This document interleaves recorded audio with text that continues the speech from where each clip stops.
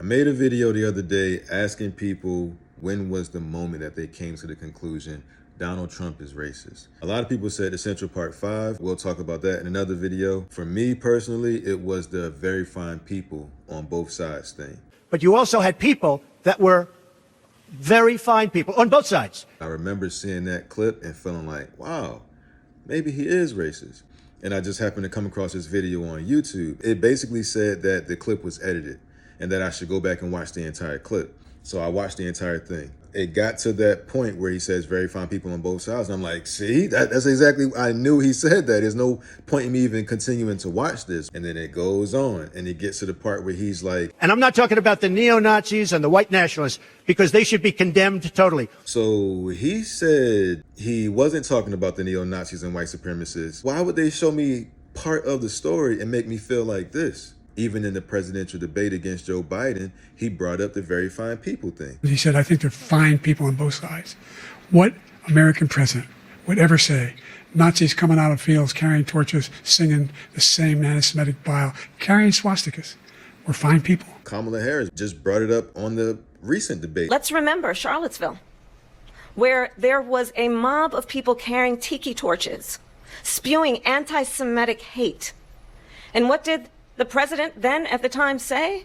There were fine people on each side. People are still saying it even though it's been debunked. Snopes just added this shit in 2024 that was a lie. It supposedly said in 2017. He dropped out of a presidential race because white supremacists joined his same party. I'm not going to be running. The party is, as you know, self-destructing. When you say the party is self-destructing, what do you see as the biggest problem with the Reform Party right now? Well, you've got David Duke just joined. A bigot, a racist, a problem. I mean, this is not exactly the people you want in your party. Then you find that clip of him with Jesse Jackson. Beyond that, in terms of reaching out and being inclusive, he's done that too. And created for many people a comfort zone when I ran for the presidency in 84 and 88. And many others thought it was either laughable or something to avoid. He came to our business meeting here in New York because he has this sense of the curious and a will to risk to make things better. And so aside from all of his style and his pizzazz, he's a serious person who's an effective builder of building of people. Last year, he was a part of our workshop, of our panel workshop on what are the challenges and opportunities. And so a year later, Donald Trump, for a few minutes, challenges and opportunities to embrace the underserved communities. Donald Trump.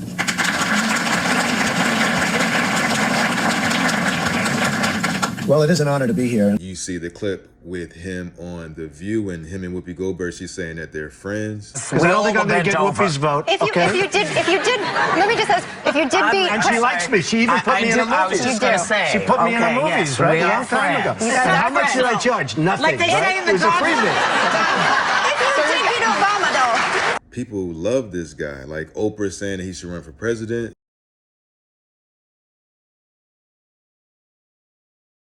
Do you have a vice presidential candidate in mind? Well, I really haven't gotten quite there yet. It's Oprah, I love Oprah. Oprah would always be my first choice. Oprah, your competitor, right? No, Oprah's a competitor. You know what? No I'll tell you, she's really a great woman, though. She is a terrific woman. She's somebody that's very special.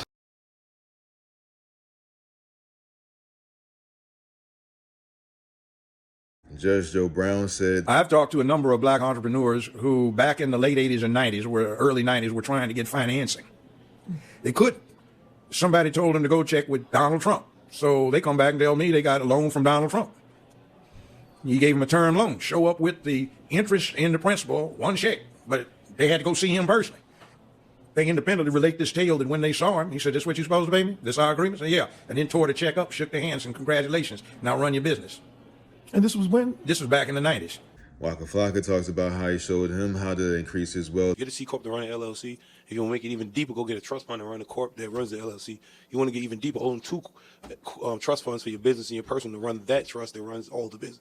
It can get deep, my guy. Absolutely. And Donald Trump actually showed me that method. People will say that they want truth, but when you try to present them with information that goes against their beliefs of Donald Trump, they act like this. He's condemned white supremacy over 20 times. Oh, yes, when? Could you tell me when? Yeah, absolutely. Would you like to see a video of montage of 20 times that he's done it? Oh, actually, no. I'm more interested in walking up and... But how are we going to learn if we don't challenge our ideas? I mean, you just made a statement that is actually inaccurate, and I can show you video evidence of why it is. I mean, would you like to see that? No, thank you. He's condemned white supremacy and the KKK over 20 times. Over 20 times? Yeah. Do you have them right here? Can I listen to it? Absolutely, you can. Let me pull it up for you right now. All right. What's that? By the way, I'm James. How's your day going, man? It'd be a lot better if you guys were wearing masks. We can socially distance. Yeah, I gotta go. Wait. You don't want to see the examples? I have 20 examples right here. He is a white supremacist. It's just like Yuri said. Exposure to true information does not matter anymore. A person who was demoralized is unable to assess true information. The facts tell nothing to him.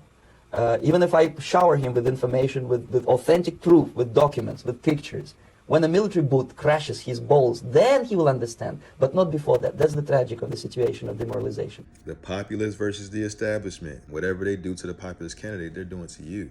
When you assist the establishment in crushing the populist candidate, they're going to turn around and do it to you next. Whatever rules that they broke to get at him, that you cheered on because you were so anti-him, those rules were broken so that they can get your consent.